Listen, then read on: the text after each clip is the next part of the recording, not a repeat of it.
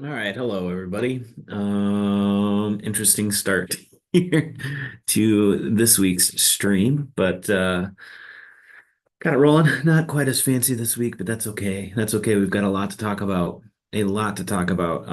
What a week. What a week it was. My name is Greg Koch. I own 605 Running Company, and I do this weekly, mostly for my own entertainment, but a few of you watch every week.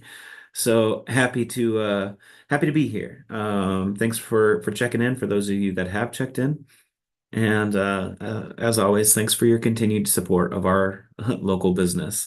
We've been busy, and if you're not familiar with the route of this show, we go for about a half hour to 45 minutes, kind of depending on how hot and bothered we get on the topics that we're discussing today. Got a few things that I do want to talk about, but I always check in. This is mostly about the business of 605 Running Company, in particular our retail operation and what we've got going on. So I always check in and I always share with our community, how did we do last week? And when I share these numbers, this is from 2023 last week to what we did last week, 2024. So we take a snapshot, that week of business, and I sort of report how we did. And last week was a good week. Last week was back to school, all the kids going back to school, always fun. We were busy here at the store, which is very enjoyable. Personally, I had a very chaotic week. My daughter Violet started kindergarten last week, so we had a lot going on with that in terms of open houses and other things going on. But yeah, the store was very busy, and I'm happy to report that we were up 31% year over year for last week. So a huge week in sales. Thank you.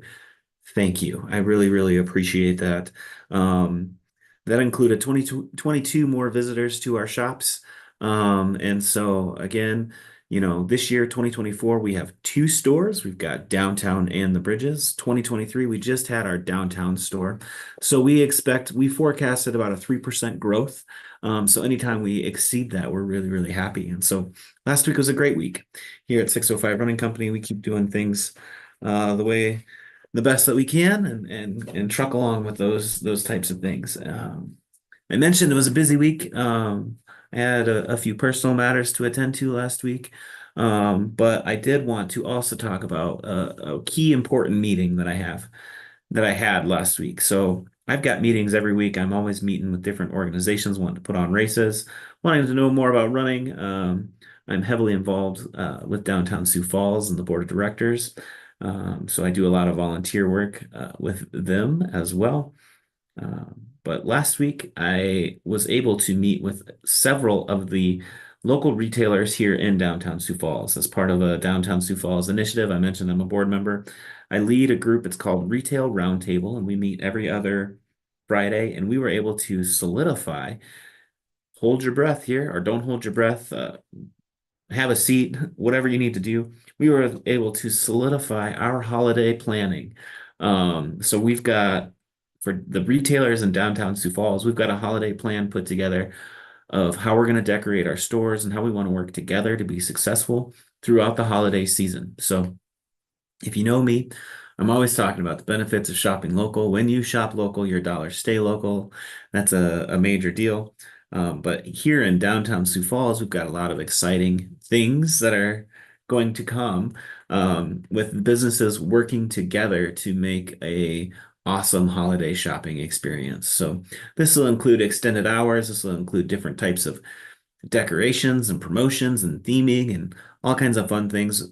Amazing group of retailers that operate downtown here. And the thing about the retail community is we're not in competition against each other. We're all working together to make this experience happen, to make it special. So I found that meeting to be really refreshing. This past Friday, I think we had 12 or 13 different retailers represented at that meeting. So it's always nice to see folks coming together, working together for common goals. And our common goal is to make downtown Sioux Falls the place to be during the holidays. I mean, just think about it. Picture it in your mind, kind of that snow globe, snow, the decorations that happen in and around the downtown area, lots of lights, Plenty of nostalgia that way, but then pair with that amazing retail stores with beautiful storefront windows and the ability to shop locally and support the local economy. It's going to be pretty good. It's going to be pretty great. While it is hot and humid, I'm not quite ready for winter yet. But the high heat and humidity has played a significant role in the running community. I'm going to talk a lot about that today. If you follow our blog, I've already posted my sort of musings with the blog, but we're gonna dig into that later. Um, when I come back. But holiday planning, I did that with retailers. I also want to talk about like our plan, our running plan here at 605 Running Company. So we have September, October, November. We've got three great events. They're going to happen one after the other, which is awesome. So in September, I yesterday I was at the Empire Mall, the Lululemon store in the Empire Mall. As you know, we're good friends with them over there. And I was promoting the 4.37 community run walk. What is that? That's at the finish line of the 437 project. So those of you that might be tuning in for the first time, the 437 project is a project that I've been able to be a part of from day one. I was in the room when it was before it was even called the 437 project. But it's the single largest fundraiser for the Helpline Center. Um, and what it is 437. That number has significance. It's 437 miles across the state of South Dakota. We get a group of 12 runners that relay run across the state, but they do more than just relay run across the state. Each runner commits themselves to fundraising, raising dollars for the Helpline Center for suicide prevention, for 988, the 988 hotline, which the Helpline Center takes those calls. It's a massive undertaking and it's an amazing endeavor. It's been really cool to be a part of over the years. It's been life-changing for me. I've spoken about that at length.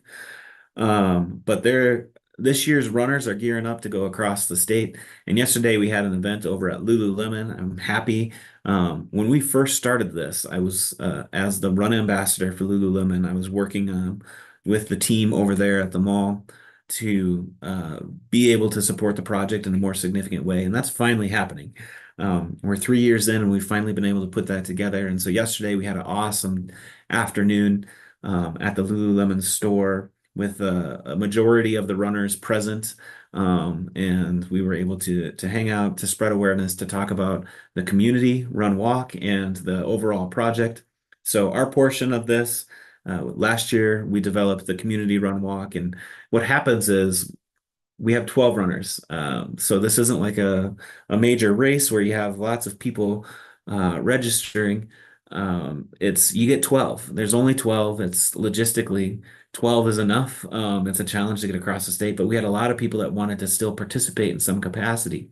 That connection between physical and mental wellness is really, really important. It's the sort of the foundation of the 437 project. So to be able to put on a physical activity at that finish line was really, really important to us. And so that's where we came up with the 4.37 community run walk. It's just that, it's 4.37 miles. So sort of an appetizer to the type of mileage that the 12 runners put in.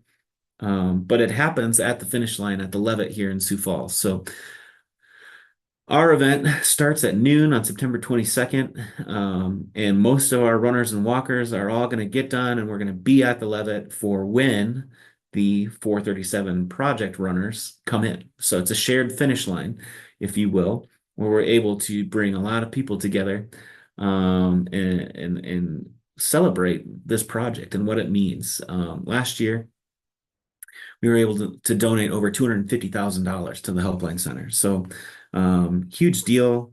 Helpline Center impacts people across the state of South Dakota, not just Sioux Falls, which is why that's a very valuable entity to be giving our funds to. Again, I mentioned the 988 suicide hotline. Super important stuff for our state. If you know anything about the complexities of the rural community in South Dakota and the challenges that they face, that 988 hotline is really, really important. Anyone in the state of South Dakota can benefit from that, and make sure that it's used. If you need to use it, or if you think you know someone that might need to use it, and they will get you connected to resources that are available and we have access to. So really a special project. So that happens in September. Then we go into October. In October, last year, we took over a pretty legendary Sioux Falls race, the Trick or Treat Trail Race at Pasley Park. Um, and so last year was our first year putting this event on. This year, as we are the sole owners and proprietors of this event, we've been able to partner with the Special Olympics of South Dakota. If you know our history at 605 Running Company, we've been able to help those athletes participate in the United States Championships, the Special Olympics, where we've sent a South Dakota contingent to Florida to compete in the games for us, the national games. And so to be able to partner with the Special Olympics again with this event was really important to us. It's a great partnership, and we're really excited to see how it develops and how it unfolds. The trick or treat race has always been a community favorite, a fan favorite. We've got costume contests. We decorate the whole park for the holiday. And now just to add that layer of the Special Olympics into it, really should make for a great uh, day of running. And so that's October. That leads us into November. November, we've got the Gobble Wobble 10K. That's the Saturday before Thanksgiving, and those funds benefit the banquet of Sioux Falls. So if you're not familiar with what the banquet does, they provide hundreds of meals throughout the day to folks that need them here in Sioux Falls. You can volunteer at the banquet if you've never had the opportunity to do that. I highly encourage it. Um, get a group together, support it. Those are the types of services that we need in Sioux Falls for sure. And so we're happy to be able to support the banquet. The banquet, of course, has their run on Thanksgiving Day. That is an untimed fun run. That's a massive fundraiser for them. Our event is sort of the time component to that. So we've got the timed 10K the Saturday before Thanksgiving. So if you're coming from out of town, just spend the week with your family. It's highly encouraged. You got this event on that Saturday. Spend the week, and then on Thanksgiving morning, go out to the banquet, go out to the fairgrounds, and get that run in as well. So we've got a busy season coming up. We've got big plans for that, and so if we can keep that retail momentum that we had, that'd be fantastic. We'd love to see that all the way through Christmas. That would be really something special for our store if we can continue to be supported that way. I've been really transparent and honest about the state of our store. We're slowly catching up to last year, but we've been trailing what we did in sales. And again, I always like to remind folks, in 2023, we had one store, this downtown store. I'm here at the headquarters. Here this year, we have two stores, and we forecasted modest growth to make that successful. And through, in particular, in the second quarter, we really fell behind as a retail operation. There's a number of contributing reasons to that, but bottom line is we need you. We need you every single day, and we appreciate you making those purchases with us in a local way. So when I come back, we're going to get into our main topic of discussion, the Sioux Falls Marathon, which happened this past weekend. I'm going to take a quick break, hit a spot of water, and then I will be back to chat more with you.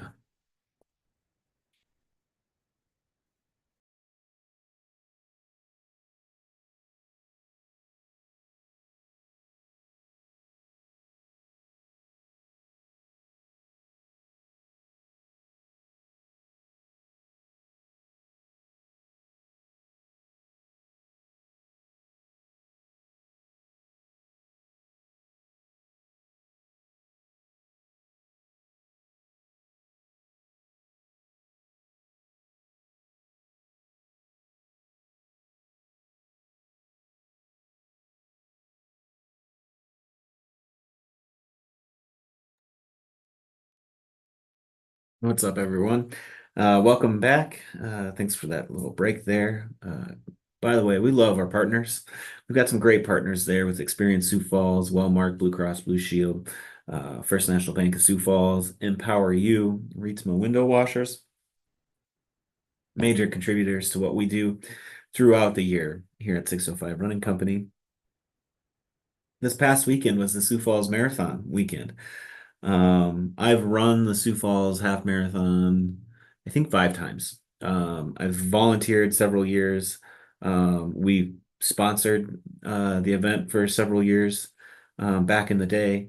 Unfortunately, the last couple of years we have not had a role with the Sioux Falls Marathon, and that does bum me out. But at the end of the day, we have to make the best decisions for our business, and being involved with the race it's pretty expensive for us. And the return on investment, I have to say things like that as a for-profit business just hasn't been there for us in these past few years, which is it really makes me sad. I want us to be a part of that. We're going to talk more about that. But the organizers, I really like the folks that put on the race. I think Thomas is a great guy with the Sioux Falls Sports Authority. It's been fun to get to know him. He's got a beautiful family, and um, he genuinely works really, really hard to make the best possible decisions for Sioux Falls, and in particular for this event. And so this past weekend, if you step outside, it feels like a hot tub outside, like a bathtub.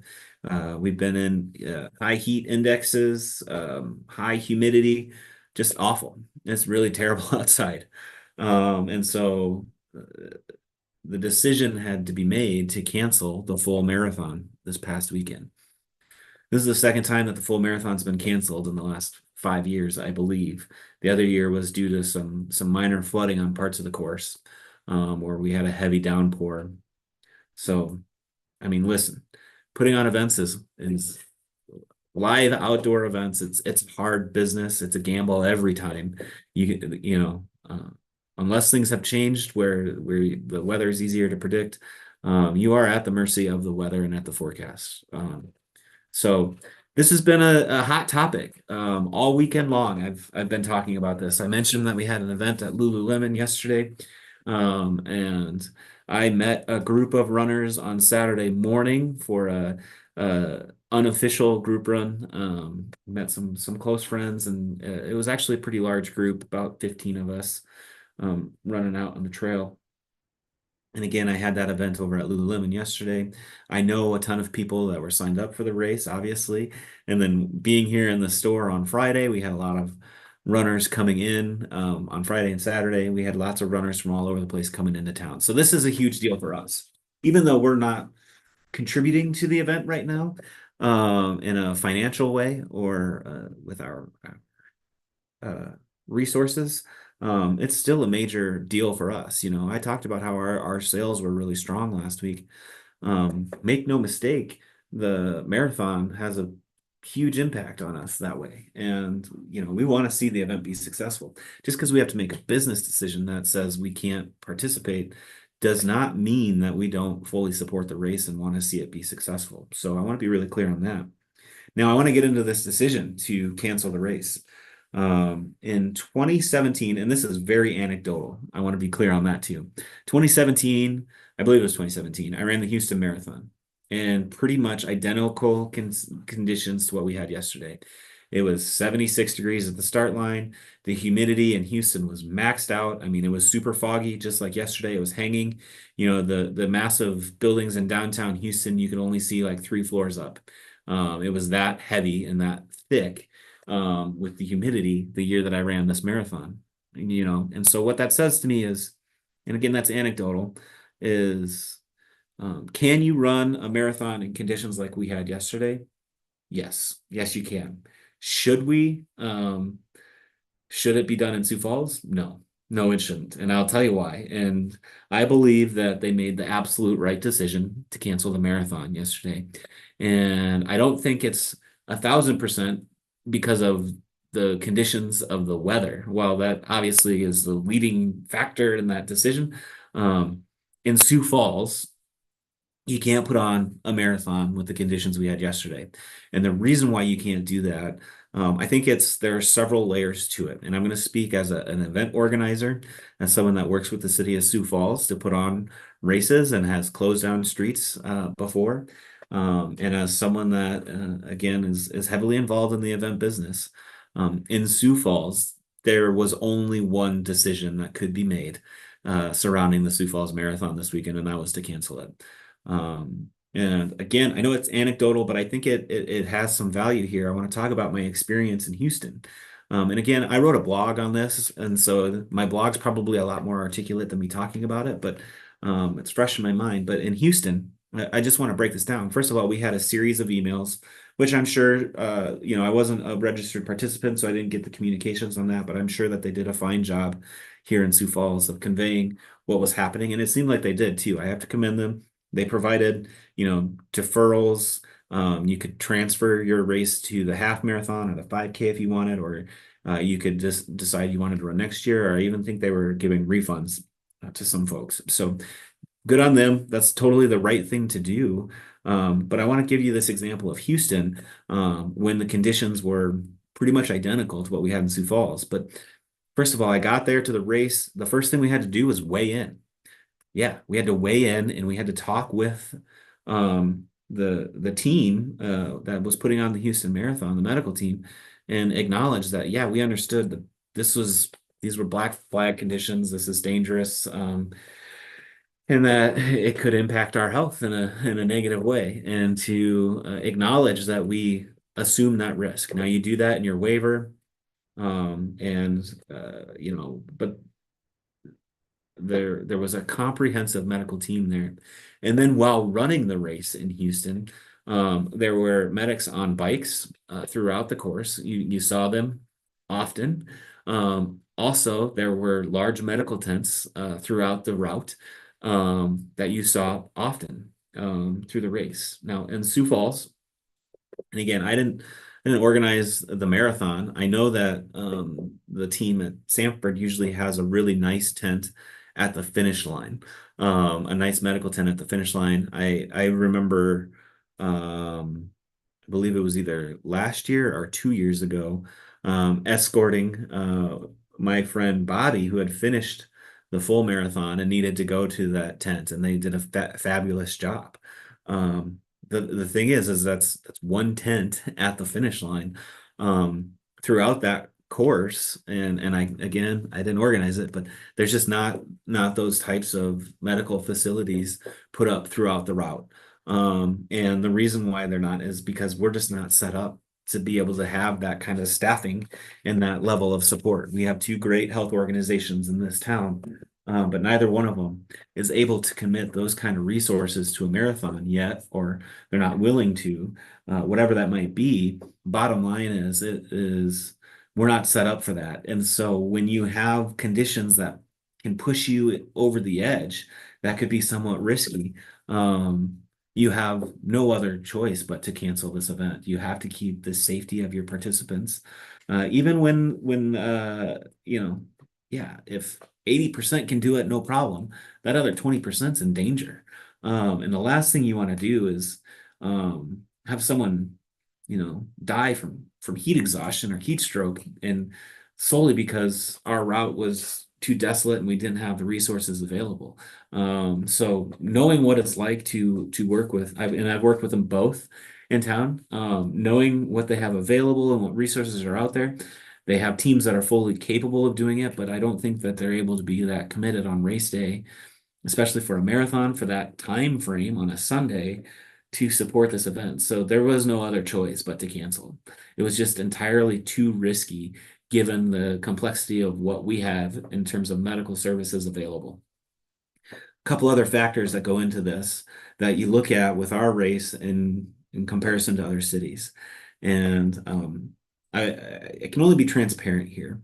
As an event organizer, as someone who puts on a half marathon in Sioux Falls, it is incredibly difficult to get support for races in this town. Sioux Falls, we're a big city. Everybody's busy with something. There's just a lot going on. Everybody's busy.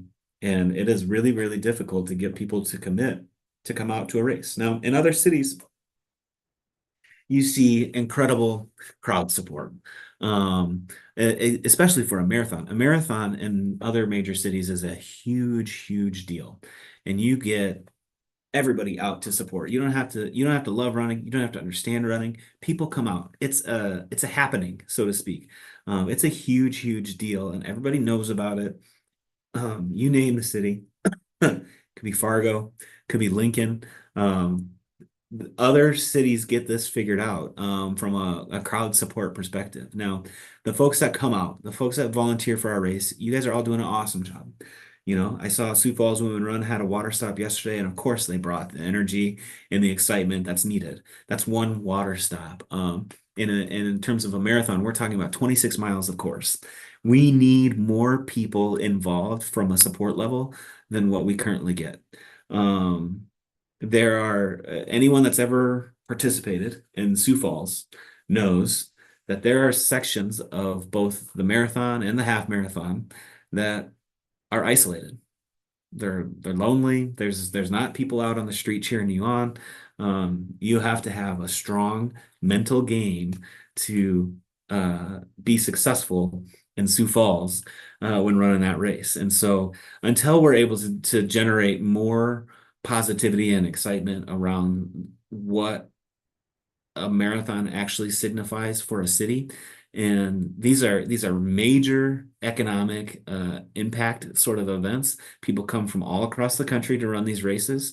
I send out reports after our events to all of our partners so that they know just what sort of economic impact that we make with our events. And also, it's a major fundraiser. So I think yesterday, Children's Miracle Network, I believe, is the beneficiary of the Sioux Falls Marathon weekend, the 5K.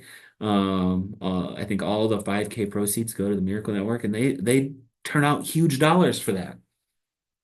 So it's sad that we don't have this sort of support that's needed to make these events successful because they can be major economic engines for our community. You know, we talk shopping local, we talk about heads on beds, we talk about getting people to experience Sioux Falls in a positive way, in ways other than putting on a concert that's a booze fest, or you know, you name the other types of activities that might draw people in.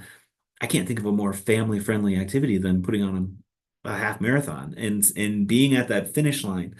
It's impactful, and it's not just for the elite athletes that it's impactful for. When you see the types of people that are able to complete a half marathon, that's incredible. I believe we had a gentleman who was 82 years old finish the half marathon yesterday in the heat. Think about that. 82. 82. I don't want to hear excuses. There's nothing like the finish line of an endurance event. So we need more people at them. Bottom line. So that's two layers that we're talking about here. We've got the challenge from a medical staffing perspective, but then we also have the challenge of crowd support and general just engagement with these events, and making them a huge deal for everyone involved in the city. And that means all 220,000 of us that live here, that are residents here. How do we get everybody to at least know that it's happening? You know, the sad part is the majority of people in Sioux Falls didn't even know we had a marathon this last weekend until it was announced that it was canceled. Um, that's factual. And so we got to figure that out before we go any further with these things. And the last thing in terms of why canceling it was really the only option that they had this past weekend is our city government and what we've got going on. Now, I don't want this to be a negative thing. Again, I've put on events, I've closed streets down. I know what it takes, I know the process. And it comes down to the bandwidth and the energy and the willingness to want to host these types of events in our city. And I can tell you, the process isn't that hard, but the willingness is not necessarily there. So typically, if you want to close streets down, you got to have at least 1,000 people, period. That's a sort of a deal breaker. That seems to be a threshold. And now I can't say that that's been that's not written down anywhere. It's been expressed to me in a matter of words. That's what you look for. But also the time, there's just not allocated resources to be able to close streets down. So then when you look at canceling a marathon, people say, well, why can't we just start an hour earlier? Well, are you going to call all of the police and say, hey, you got to show up to work an hour earlier? That's not an easy thing to do. Are you going to Are you going to close streets down an hour earlier with traffic controls? You can see when you start to say some of that stuff out loud, how complex it gets and how difficult it gets. Um, we've got serious route issues in terms of creating a great running route for in particular the marathon. I would argue both events and the attachment to Howard Wood and the arena and the Denny in that area, I don't quite understand. But it makes it challenging. And then for events, when you're trying to attract people into town, they want to be able to run on city streets. They want to see the city. They want an experience. And so we don't have the ability in place, the support in place, the willingness in place to tackle a major marathon in Sioux Falls. I think it could be done with some creativity. I think there's ways to do it. I think you could figure out how to host this event in a successful way that doesn't require 26 miles of route. Um, there's lots of things, areas of opportunity with this event, but given the state of where we're at, knowing what it's like to work with our city to get permits to close streets down, those types of deals, looking at what we had this past weekend, there was no alternative. I can assure you there was no alternative other than to cancel the race. So they had to do it. Had to be done. Now, logistically, there are things that could be different. And I wrote about this in the blog. I want to finish out with this, and I'd be really curious to hear your comments. Feel free to put comments in below. You can email me, you can call me. My information is readily available. Greg@run605.com is my email. You can find my phone number in the signature. If you do a quick Google search, you can find the store phone number. It's all in there. But I'd be curious to know, where would you like to see us with the Sioux Falls Marathon? Do you want to see us more involved? I think we bring a lot to the table. I time races across the state. I organize races here in Sioux Falls and in the surrounding area. I am heavily involved with the running community. Our business is set up to be an asset to an event like this. I've got some ideas on ways that we could improve this event and make it a signature piece of what happens in Sioux Falls, but we need to have a partnership in place. I can't just write a check. I've been really transparent on my abilities to write checks. They're just not there, especially when our store struggles. But I also mentioned that this is a major impact on how successful our store can be. And so to see this event struggle is hard.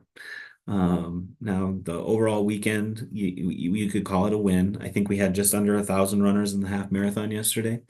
Or finished the half marathon. I'm not sure what their registration number was at. Um, I think most locals, and I don't know, I want you to verify this in the comments, but I think we could do better. In a city of 220,000 people, I think we could just do better, period. I feel that way about my own events that I own and operate. But for the Sioux Falls race, I think we could do better. I want to see us do better. I want to build these partnerships to do better. And I think we could get there. I don't want to see the marathon die. I know that there's probably a lot of desire to be done with it completely. And I think that would be tragic for Sioux Falls. But let me know in the comments below. What do you want to see? What's your takeaway from the weekend? Do you agree with me? Do you think that this was the right decision based off everything I put out there? What are your thoughts? What are the things that I'm missing? Things that you think could be done differently to make it better? Let me know. I'd love to know. It would help me with the events that we organize. Obviously, we learn all the time from these types of things. But I'm curious. I'm generally curious about the thoughts on the weekend. Those of you that ran, I know it was really hot. Tell me more about it. And I'm sure you will as we go into sales this week. So anyway, that's all I've got. Thank you all for being here. And until next week, have a great week. I hope to see you all. And yeah, be sure to stop by. Make sure you register for our races. Talk to you later. Bye.